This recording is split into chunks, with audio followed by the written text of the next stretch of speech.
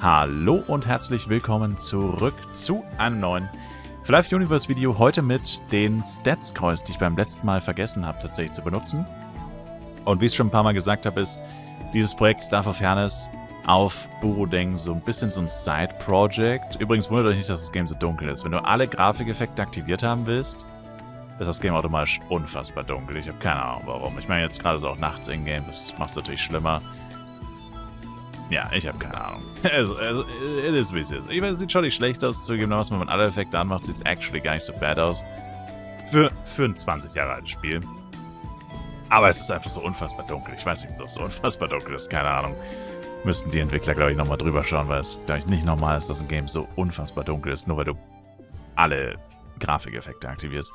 Egal, auf jeden Fall, sind das jetzt hier 34 Scrolls. Ich habe einfach alle geöffnet, die ich hatte, alle Stat-Scroll-Boxen auf dem Char. Und das Ziel ist, wie immer, eigentlich einfach nur plus 3 zu bekommen.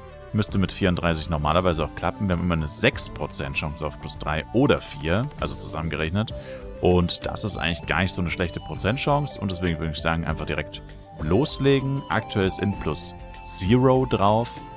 Macht natürlich auch wirklich wenig Unterschied. Also ich gebe euch den Rat, kauft niemals Stat-Scrolls für F-Coin. Also wirklich niemals. Wartet drauf, dass man die durch die Events und so gratis bekommt. Jeden Monat im Battle Pass bekommt man welche auf jedem Char. Also wenn ihr viele Charakter habt, werdet ihr sie irgendwann automatisch bekommen. Und auch voll auf den Events kriegt man immer mal wieder welche. Beim Third Anniversary Event gab es welche.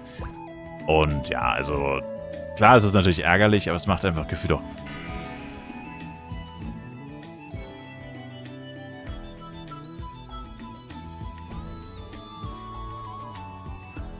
ich habe leider überall schon N plus 3 drauf. Mist. Das Problem ist bei meinem Jester, Spoiler, aber das Video ist schon ein bisschen älter, habe ich genau das gleiche gemacht oder gesagt. Und ich habe plus 3 bekommen, hatte aber nur eine begrenzte Anzahl, ungefähr auch so viele, ich glaube auch so 20 bis 30 Stück. Hab gesagt, egal, ich reroll, ich will plus 4. Und habe plus 3 nicht mehr bekommen und dann jetzt habe ich plus 2. Macht alles keinen großen Unterschied, aber genau deswegen... also die Videolänge verrät jetzt natürlich das Ergebnis sehr schnell, ne?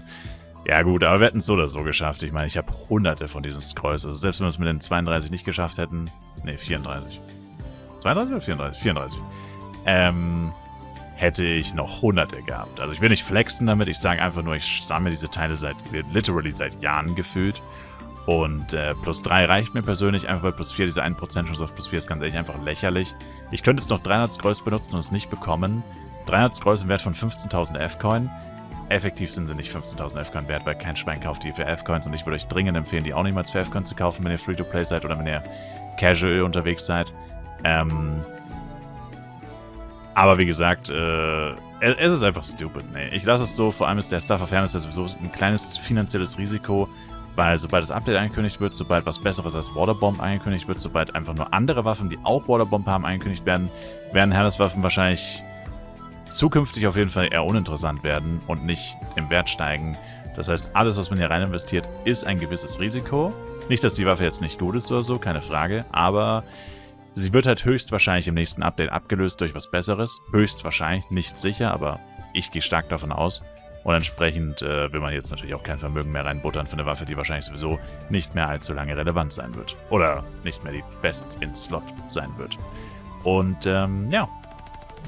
Entsprechend lief das ziemlich gut. Sorry dafür, aber das war... was hatten wir? 1?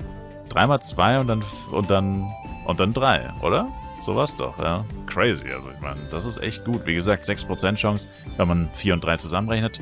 Auf plus 3 hat man generell eine 5% Chance. Also eigentlich gar nicht so schlecht, wenn man genug Scrolls hat.